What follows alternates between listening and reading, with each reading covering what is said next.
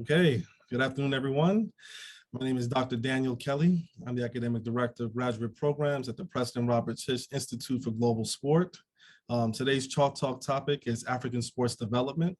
I'm joined by Mr. Gabriel Ajala, one of my favorite colleagues. Gabriel is a sports business entrepreneur, experienced legal professional, and certified project manager. Gabriel is currently the founder and CEO of Africa Sports Unified, which is a global community of key decision makers and enthusiasts who are passionate about building and growing a sustainable sports business ecosystem with a focus on Africa and its diaspora. Gabriel works to help African sports stakeholders develop leadership skills that impact communities, change perceptions, and create environments that explore and promote new and innovative ideas that result in a broad passion for sports, a charity, and that produces weekly shows and interviews with the leading athletes, which broadcasts all over the world with a high-flowing market from Africa. Previously, Gabriel has experience working in the legal, media, commercial, and marketing sectors on projects with clients such as the International Olympic Committee, Arsenal Football Club, the Basketball Africa League, Discovery Communications, La Liga, and many more. Gabriel, thanks for joining us. Thank you, I really appreciate it. I always blush when you're reading that, but yeah, when I say blush, you can't really see I'm a dark guy, but yeah, thanks. No, 100%. And I know some of the places, I know you said you work for, or places you also consulted. So we'll get to that later on, which is pretty exciting. So, let's kind of start at the top. Let's start with your remarkable work with Africa Sports Unified. Can you provide the motivation behind creating this initiative? Yeah, it was quite simple, to be honest with you. So I'm based in London, and I studied a master's in sports business, right? And so I decided to focus my dissertation or theses on the NPFL, which is the Nigerian Professional Football League, which is the equivalent of like the EPL in Nigeria. Yeah. And I know it was really off the cuff. And in doing so, obviously gathering my research and references, I realized that there was a huge lack of like quality references I could use. So I was there like scratching my head thinking, okay, how can I, get around this? So I spoke to people in industry. They said, asking them, where did you go to find that information? They said that we don't go anywhere, we just talk to people. And so I was like, that's not good for me because I need it for my dissertation. But generally speaking, Africa contributes, so much to sports. So I was thinking, it's a bit strange that there's not much sports business information about it. And so that's why I had the idea to try and fill that gap. The first idea was to do like a quarterly magazine based on sports business principles. We were focused on that market. But then after a while, we decided to create more of a community of people who are involved in the sport and who want to know more about sports, again with the focus on the growing African market. So that's the motivation. That's how I came around it. Yeah, I think it's wide ranging, right? Again, as I mentioned, create transparency or awareness of what happens on the continent. Yeah. Speaking to a lot of people, they don't understand, which is fair enough. Create a more holistic view of, the wider sports market. Once you create opportunities and open doors, it does give people more perspectives and opportunities and things like that. So yeah, the motive is just, it's multifaceted for me, but yeah, that's definitely how the idea came around. Yeah, and then let's take it one step further. So, from concept to execution, you had this idea in graduate school and you actually worked through all the steps. So in our program, we call it a capstone project. So many of the students on this call are working on capstone projects, or they will be working on capstones in the future. And you actually saw it to reality. Now, how did you stay motivated through that process, knowing that this is what you wanted to do with your life? Yeah, it's a really good question, because it has been tough. It is tough, but it's fun at the same time. So in terms of what keeps me motivated, I think generally, if you want to go into something and you don't really have a long-term goal or vision for it, once you face hurdles, you'll just fall by the wayside and you just go to something else that's trending, right? So I think my motivation was to really create opportunities for, organizations and people via sport. I've always been a person that likes to, spot opportunities, but especially for maybe in areas that don't have that many opportunities, right? So naturally, with my thesis, hence why I focus on that part of the market.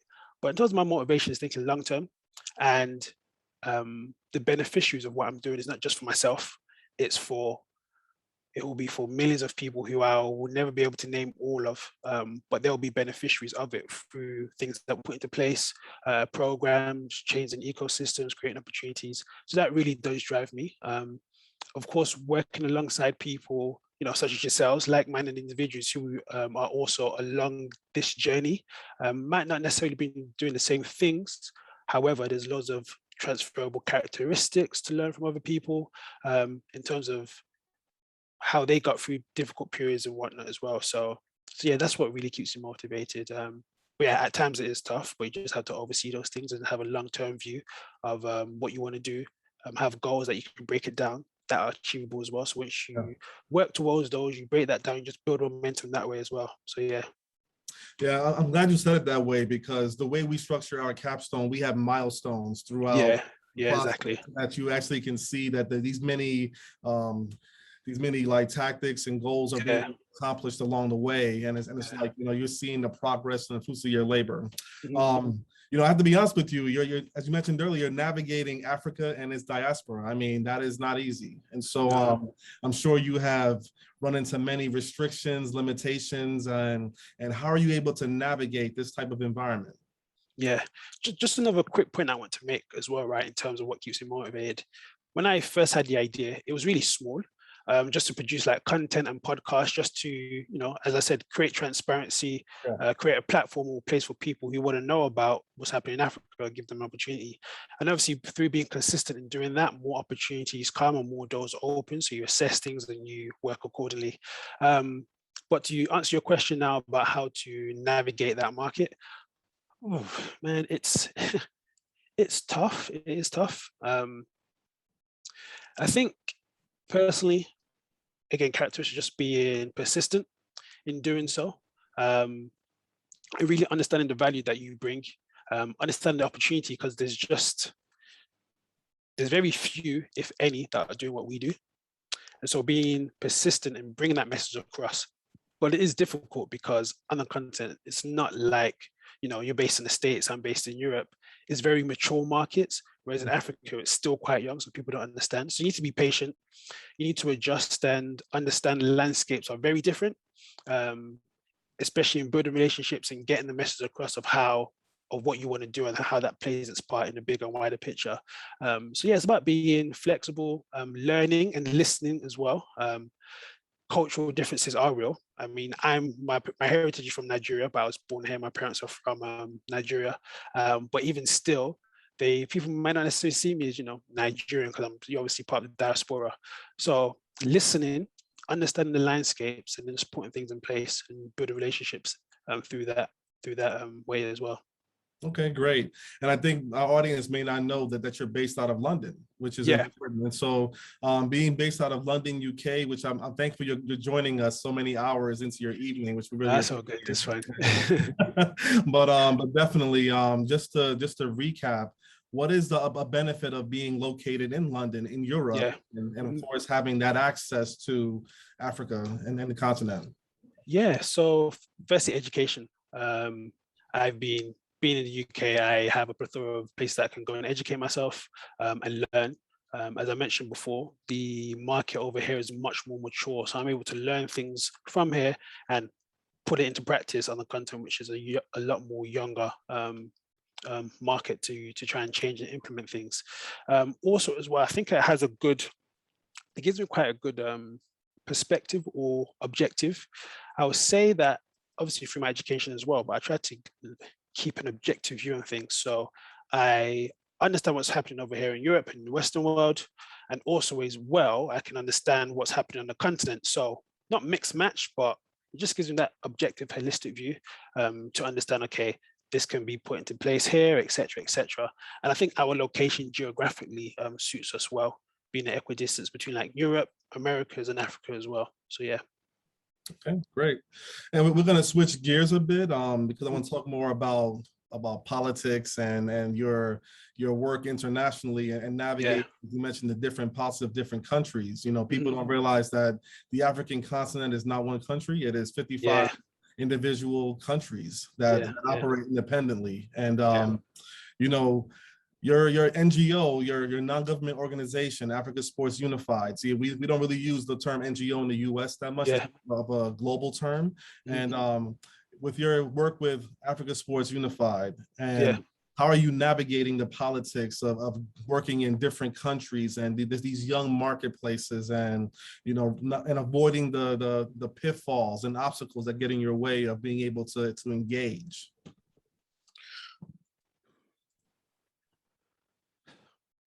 It's a very good question, and I'm always learning.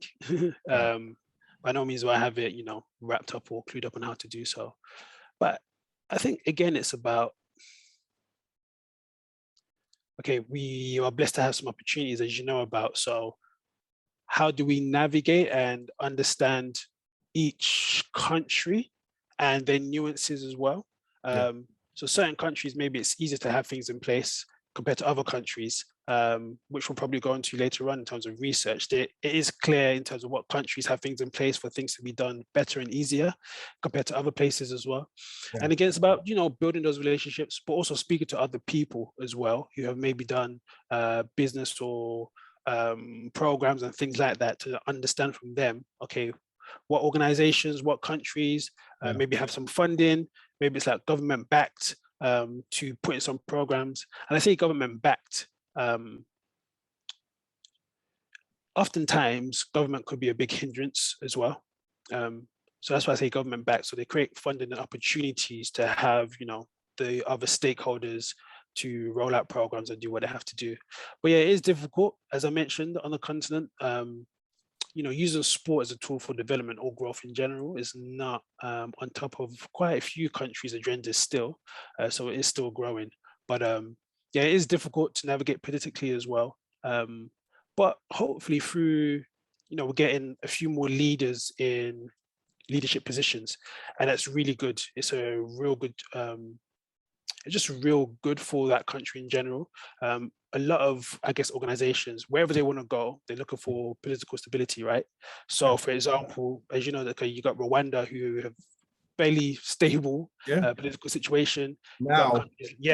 Now. You've got countries like Senegal now, you've got countries like Botswana and things like that who are, politically stable. Even Liberia with George Weah, the former soccer or football legend. So it comes, and you can see things that they implement as well, and they do have good intentions to do so. Obviously on the ground, it could be different between each countries and how it's actually hashed out and navigated. But yeah, there is no trick around it. Basically, you just have to be very understanding, extremely patient, but still persevere in that sense as well. Yeah, and I really appreciate that, because your reputation internationally is very high level. You have a lot of great relationships that you've built over the years. And I want to take a deeper dive into Rwanda, because during our research together, we of course met Kim Coates and Doc Boyer from Team Rwanda cycling. And it was a fantastic chance to interview them and part of our research. And I mean, those are relationships that you built with people who are actively engaging with youth in sport on the African continent. And how did you build that relationship and find people willing to support your efforts? Social media. So I guess, again, I started off just doing podcasts, pushing it out there, and you have to spend your time doing some research, because again, on ground in Africa, it's harder to find organizations there compared to like in the States over here in Europe, right? So using social media, again, building rapport. It doesn't matter your geographical location. Yes, it would be great if I'm on ground, but I'm not. So use the social media, building your rapport, spending time talking with them, messaging them. And also, as I always said, it's about providing service. So just literally asking how can I help with the podcast, doing a program to push it out there, and just other ways that we can help, that maybe if I can't do or we can't do as a team, then we point them in the right direction.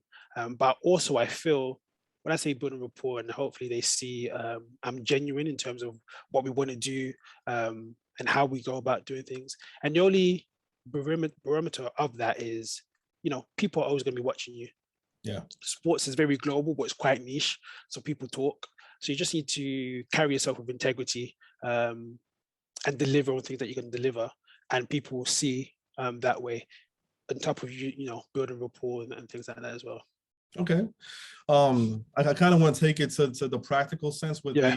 the actual application. So you mentioned earlier about developing podcasts, but I also know that you also put together and organize hackathons and also other engagement activities. How did you know that hackathons and podcasts were going to be the engagement activity that would resonate well with the audience you were trying to reach? Yeah. I didn't. You just have to go and try.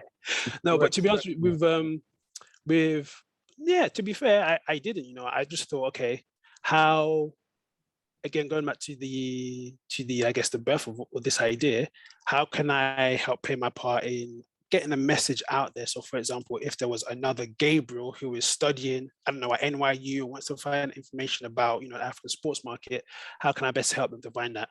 Okay, let's create some content via blogs and podcasts and whatnot. And obviously that's gaining traction. And in the other programs, so you mentioned the hackathons and the and we've also got like a mentorship program going on. Yeah, so even through, it's a whole development, right? So we do podcasts and we start to do events. Then we talk to people who were even at our events. Yeah. I know we put on a lot of that, but honestly, I learned so much just from speaking to people. So you do hear from them to the gaps that, oh, it would be great if this can happen, etc. So that's how the mentorship program came around. And even with the hackathon as well, especially pertaining to Africa, vastly intelligent people in Africa, extremely young demographic, and I'm not sure how well known this is as well, but it's booming in terms of tech. You have quite a lot of entrepreneurs who are using tech solutions to who's using tech to create solutions to problems on the continent, right?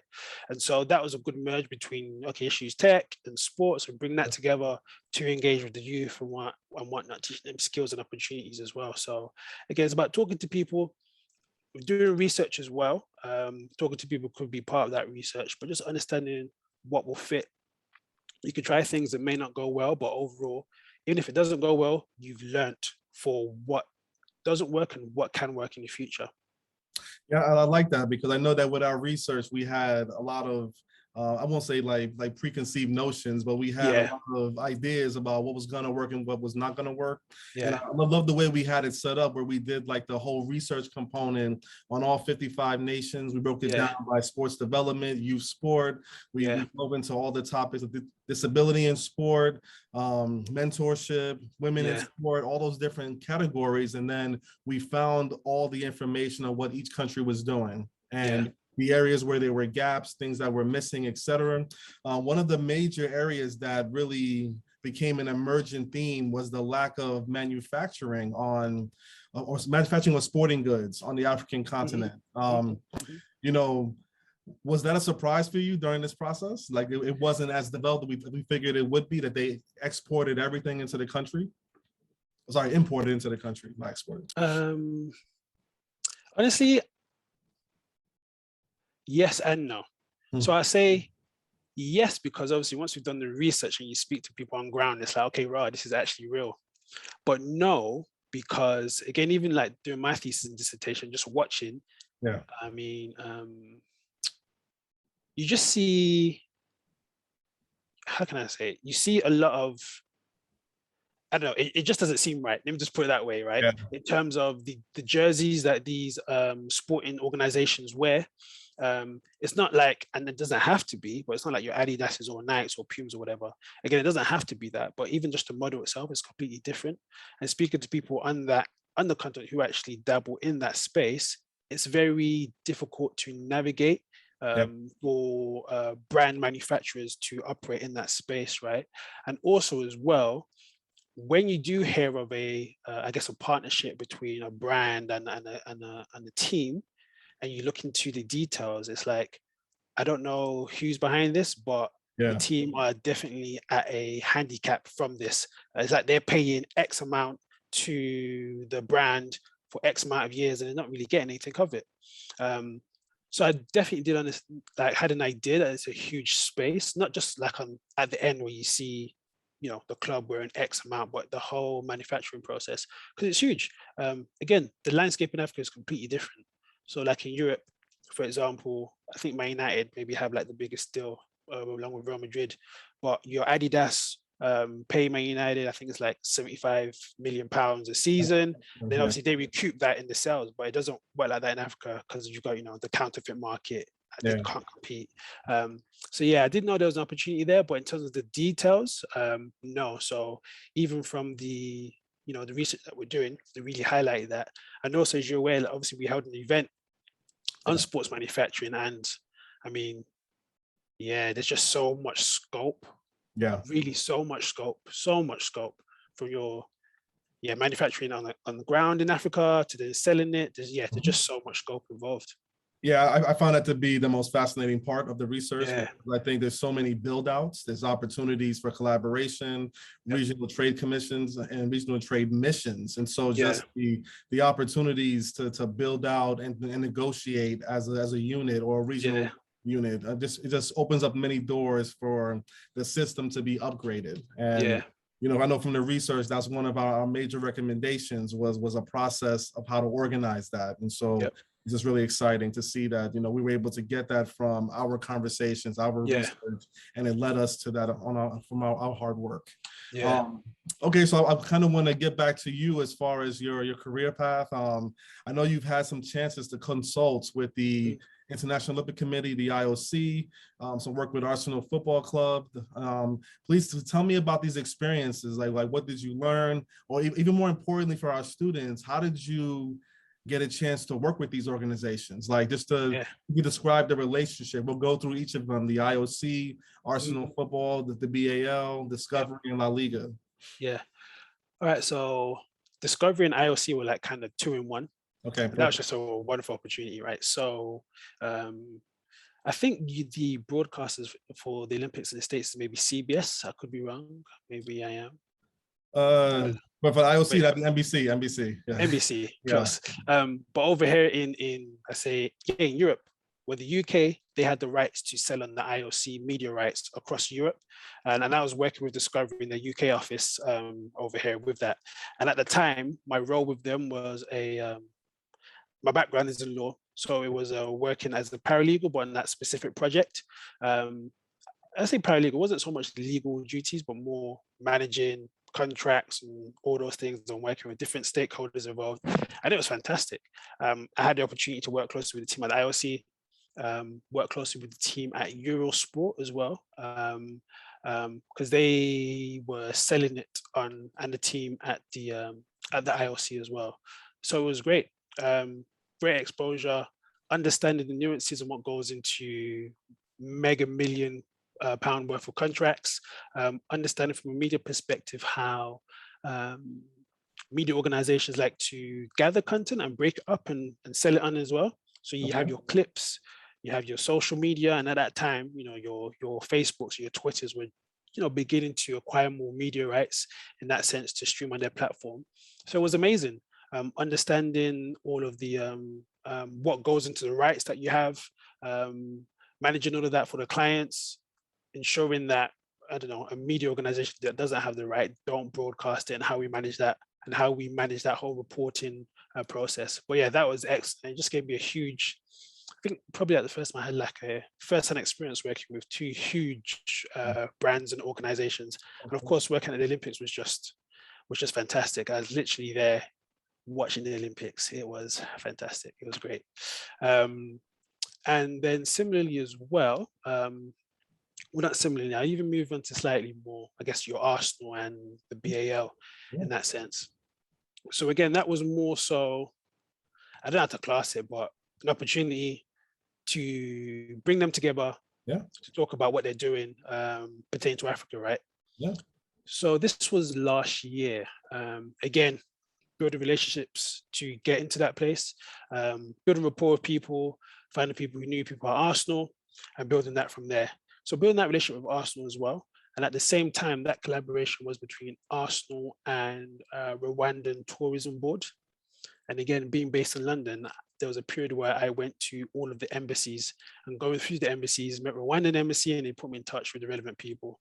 And it was great to bring that together because, as I'm sure if you're not aware, Rwanda and Arsenal Football Club have a partnership which helps to grow tourism in Rwanda and gives them exposure for Arsenal Football Club, and it's been fantastic so far. I think this is their second year, and it's just, yeah, they've done much better than what they thought it would be like. So yeah, we brought them together to have it was an excellent event actually. Really, really good, great insight regarding, this was just after the first year, so they can really talk about lessons learned, trends that they've seen and how they can grow and do things better, and the opportunities that this brings outside, and how this market is going to look like or can become regarding sports tourism and tourism boards partnering with sports brands.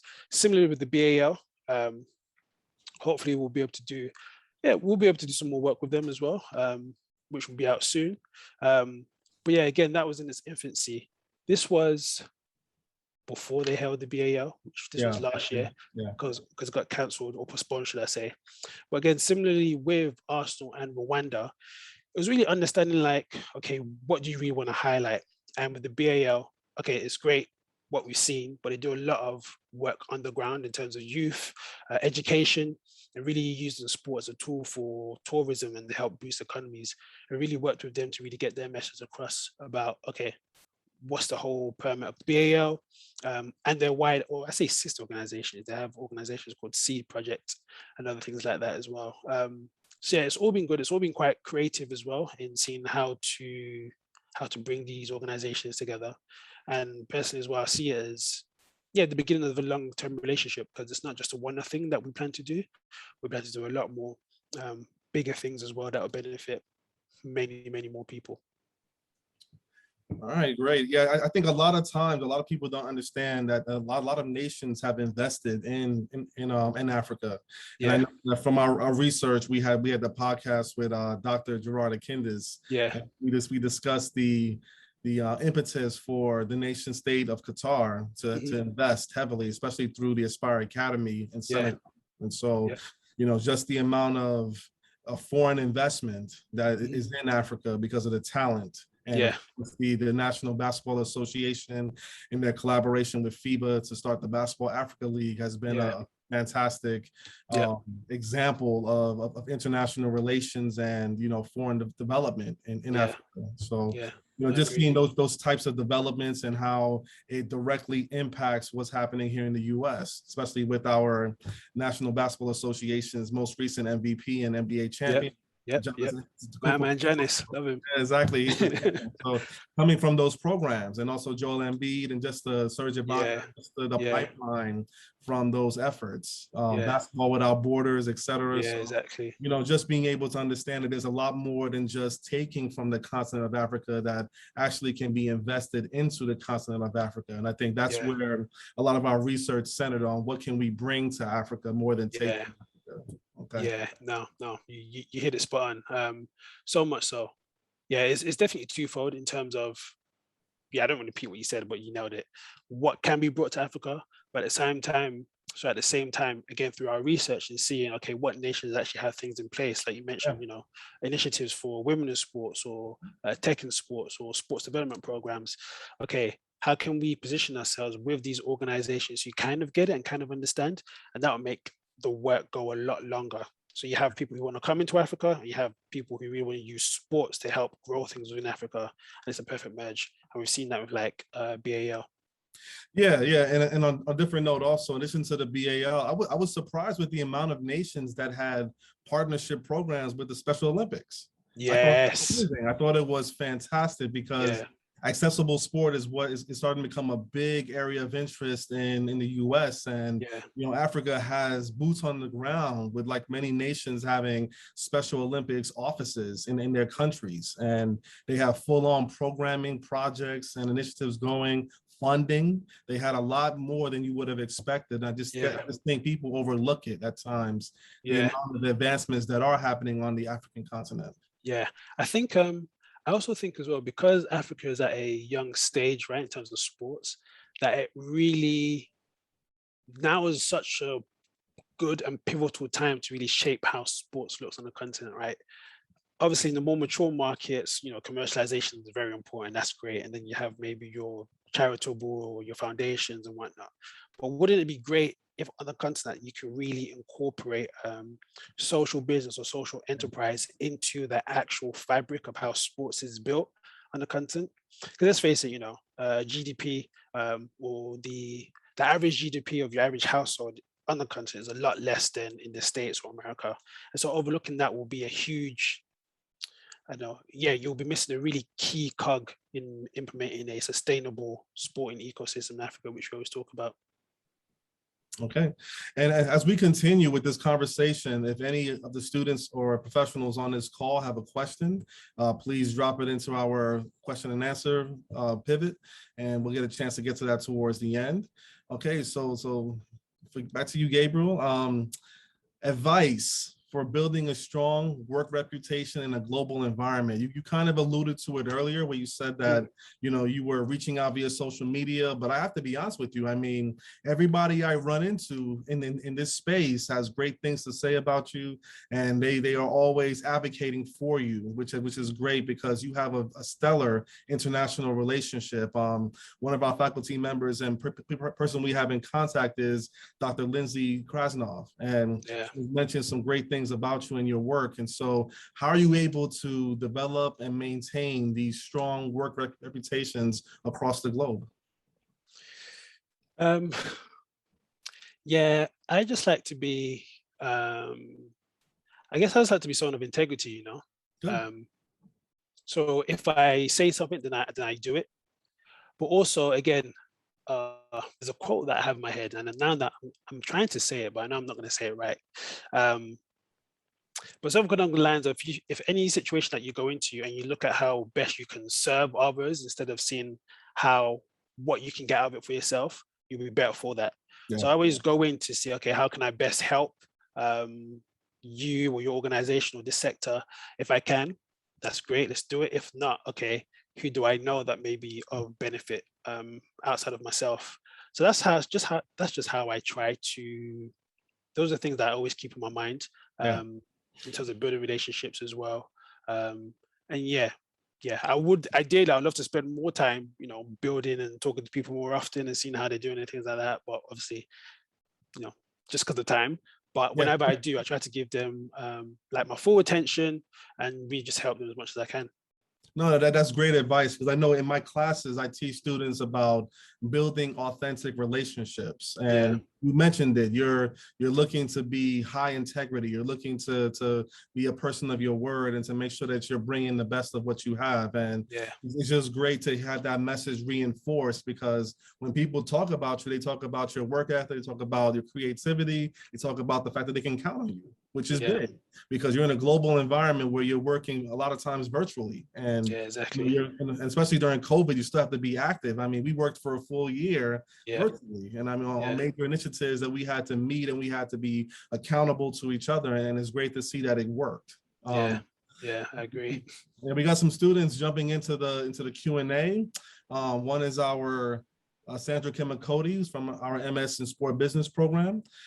She said, thanks for sharing your thoughts and insights. What kinds of partnerships should leagues and clubs look to grow their brands in Africa? And should they be looking to build across the continent? What types of partnerships? Yeah, what types of partnerships? Yeah. I think, firstly, the term like development organizations and things like that. Organizations that really do the groundwork, not just like sports related, but outside. So for example, I'm going to use BA as an example again. They had a really good partnership with, I forgot the name, but I think it's like, their initiative was called Threes for Trees. Every 3 point that was scored, a tree will be planted. And now we all understand, global warming and all those things happening with the environment that we're in, and how trees can really be beneficial in tackling carbon dioxide, etc. So things like that really go outside of your own remit, and really there's a lot of benefit for others. So I really say partnerships in that sense, but also as well, there's a lot of funding for that, like practically speaking. And so what's the second part of the question? If you can remind me. Oh no, you said it right. Oh, cool. Yeah. And should brands be looking to grow and build on the continent? What kind of? All right. Yeah. What kind of partnerships? countries? Yeah. Yeah, so yeah, definitely in terms of that with partnerships as well. And in terms of countries, I guess it depends on the brand or organization's goals or remits. As Dr. Kelly said, and which was even accentuated more in our research, there are 55 countries in Africa. There are so many different cultures and languages. So you just need to do your research, know your target audience, who you want to hit, where you want to go, and then go that way. But yeah, there is huge scope. We just need to navigate the best Yeah. way you can between the different speaking and different types of countries in Africa. Yeah, one of the major components that we did during our research is we compared the state of Qatar to the continent of Africa, which of course is to scale not equal, but the financial Qatar is the major impetus, and the potential financials of Africa operating as one unit in consortium would be to the same level. And so, that was a way for us to kind of build the scale. And so, Qatar, of course, is going to host the FIFA World Cup, Men's World Cup, next November, so a year from now. And on the African continent, South Africa, the Republic of South Africa, has been the ones to host major mega sporting events. And so it was trying to look at the comparison of why was it only in South Africa, where there are other countries on the continent that could potentially put together some bids. And I think we saw that Senegal has the properties and the infrastructure to do it. And so there's other countries out there who could possibly start to begin the process of becoming a site for some of these global mega events. Yep, definitely agreed. And that's what you need as well. Like, you need these countries to, again, to invest, to showcase. Yeah, just like Qatar, right? They started off, I think it was the All Asian Games, was it 2004? Yeah, Asian Games, yeah. And they started from 2004, and look where they're going to end up in next year, right? Arguably having like the biggest sporting event in the world. So yeah. And then one day, of course, they're going to bid on the Olympics, so which they already have started the bidding on. So exactly. We have a question from a student in our MS in Global Sport program, which is our international program, Ms. Fadi Hamdi. Foreign investment in development in sports, but how does that compare to privatized companies investing in the development of players in Africa? Who is investing more? Is it public or private? And she's thanking you for your time. Thank you, Fadi. That's all right. So I'll be honest, I'm not sure in terms of investing in individual talents and athletes, but I know in terms of organizations, it is private organizations. Private.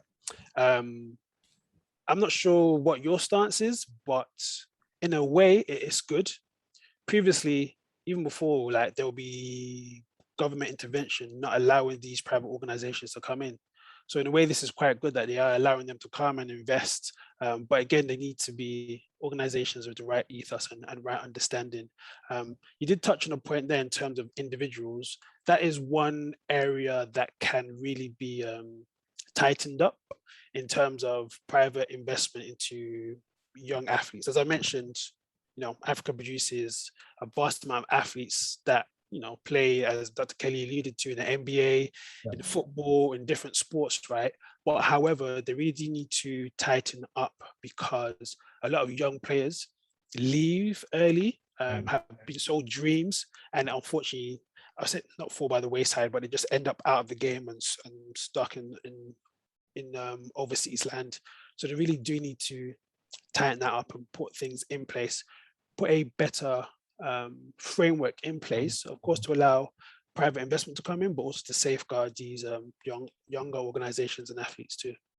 Yeah, I think especially when it comes to men's sports like basketball, soccer, it's kind of the Wild West, and it's just kind of all over the place. But I will say this: I think FIFA with their women's programming has been better than most. I think FIFA has put together infrastructure in Kenya, in Rwanda, and a couple of other countries on the continent, and has been able to kind of build grassroots programming for women that at least gets them up to proficiency levels. And I think from our research, we're able to see the impact of that, of the emphasis on education, the emphasis on travel, on competition, and building leadership core competencies. And these types of programmings aren't really available to many women on the continent, and FIFA was providing this resource for free in many cases as well. Yeah, yeah. Even just to add on to that as well, I'm not sure how this is. I think it's still playing itself out.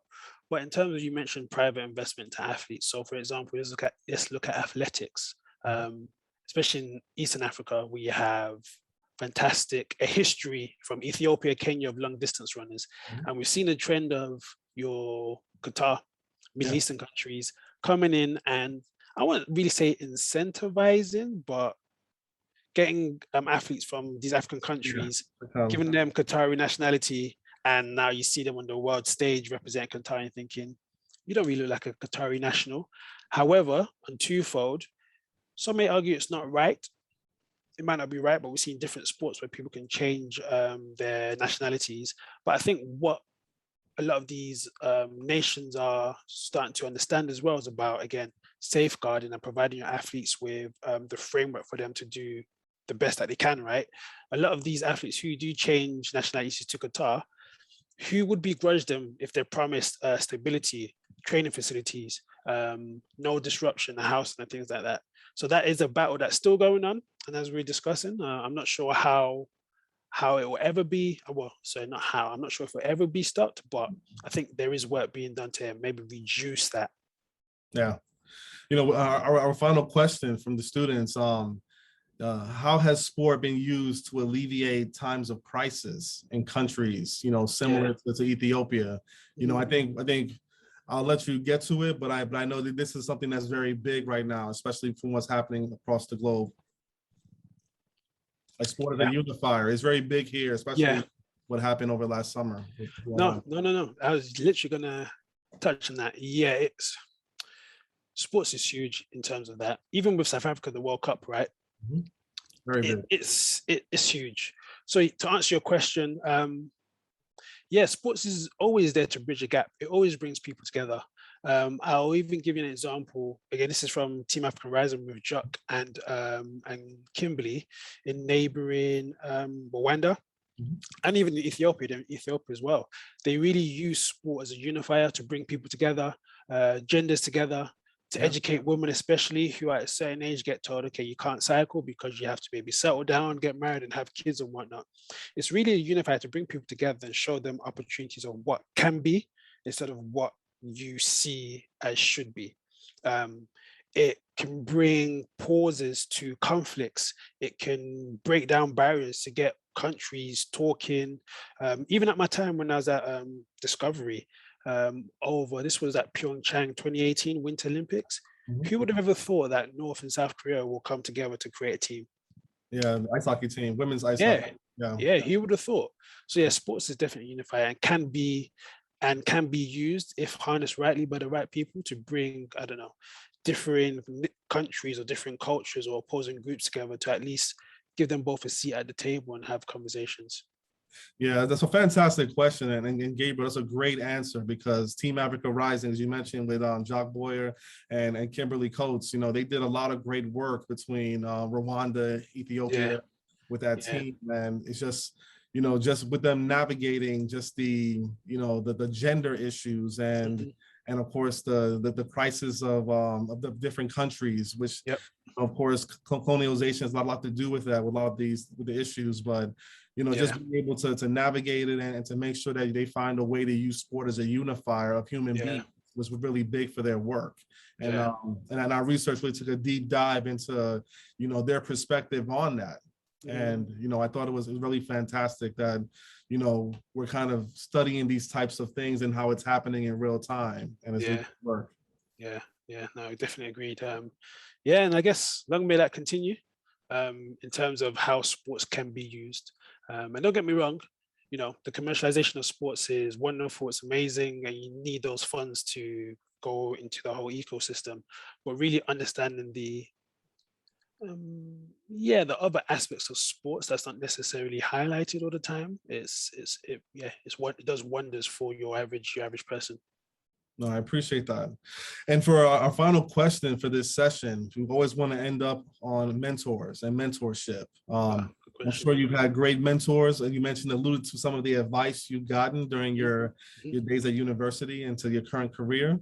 Mentorship is a big piece of our program. We really try to meet students where they are help them test drive different career paths. And we're using this Chalk Talk series as a way of exposing our students to what's available in different industries across this globe. And so any kind of advice, words of wisdom that you have gotten from mentors in the past, or even a success story of your mentor and how they helped you throughout your career path would be great. Yeah, words of advice for sure. I'll come on to that, but I actually want to touch on how do you even go about getting a mentor? How does a mentor even look like? I appreciate that. Because it seems so, well, at first to me, it seems so daunting. I'm thinking like, who's going to want to help me? But there's different types of like mentors you can have. So you can have, you can like approach someone and be like, hey, I like what you do, give them a bit about yourself and just ask to be mentored. That works. You can have mentors from afar, which some people will be like, it's not great, but people that you go to often to listen to and hear what they have to say and apply that into your life, that in itself is a type of mentorship, right? And really applying that to you know, upskill yourself. But no, mentorship is extremely important. And yeah, I'm trying to keep like structured, but you just have to be bold about it as well. You have to be bold and you have to be proactive. And once that mentorship relationship is built, it's not a job done. You can't rely on them. You may ask them to point you in the right direction or connect you with someone, but you can't really rely on them to do the work for you. You have to do it. As much as you're looking for a mentor, mentors are also looking for people who have that drive as well, who really take initiative, being bold to approach them, things that they're doing outside or whatever it is that they want to get to, what you're doing to show and to show that. And so, yeah, in terms of mentorships, I think that's one of the greatest things on the planet that one can seek, right? I've had mentors at different stages of my life for different things, not just like business. It could be a characteristic building, life building, family. There's different mentors that you can have with different aspects of your life. But there is one a guy called Daniel Wood. He first introduced me to, an organization called SoccerX. I'm not sure who's heard of it. Yeah. So they're doing a lot of events in the States now. So he first introduced me to that company.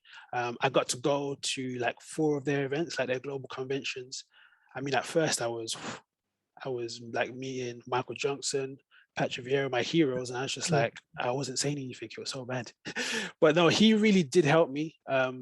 So he was like, even for next year when I came, how to conduct myself, just be prepared to ask questions and like get my mindset out of like, well, this is my idols, like I'm starstruck to just like, let's just have a conversation sort of thing.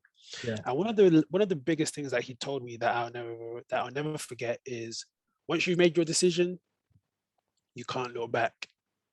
Because once you look back, you will never like fully focus on what's ahead of you. And that's not to say before you make that decision, strategize and plan and make sure you have things in place, but you just can't look back. And that's an advice that I've always kept from what he said. We even catch up even till today, needing advice on certain things. So that's one that I've always kept. And you just spoken about being perseverant in what your ideas and what you have to do, and build networks, delegate to people, and know as well that I can't do everything myself. That you really do have to build relationships with people that you trust, and that they also trust you, because you can do much more together than you can by yourself. But yeah, I'm always learning now. I have people who are really harsh on me, which is good in terms of like business decisions that I make. Why did you do that? Why did you do this? And just giving me helping me and giving them their advice from their years of experience, so I can at least, not go through some of the same mistakes that they went through. But yeah, mentors are extremely, extremely important. Even just speaking to people at timely periods. You might not need to be, oh yeah, you're my mentor, I'm your mentee, kind of thing. Just be like, arrange a time to have a conversation. At the end of that conversation, would you be free an X amount of time to catch up again? And just being prepared whenever you meet them, being prepared for the questions that you want to ask them, and even maybe giving them an agenda so that they're aware as well of, to be prepared to give you the best answer that they can. Yeah, no, I definitely appreciate that, especially the advice on being prepared, Yeah, visualizing what the experience is going to be like, so you can prepare yourself mentally for it, yeah, and being proactive, and yeah, things you said earlier about having high integrity and being authentic in your actions. I think these are all good advice for how you have navigated and found such success internationally with these relationships that you've built. And yeah. so definitely want to thank you for joining us today. This was a fantastic conversation. The students and our professionals in our program have appreciated it. And, we look forward to you joining us in the future. And for everyone else out there, thank you for joining us for our Chalk Talk series. And we'll be back in the future. Take care. Thank you, everyone. Take care. Bye-bye.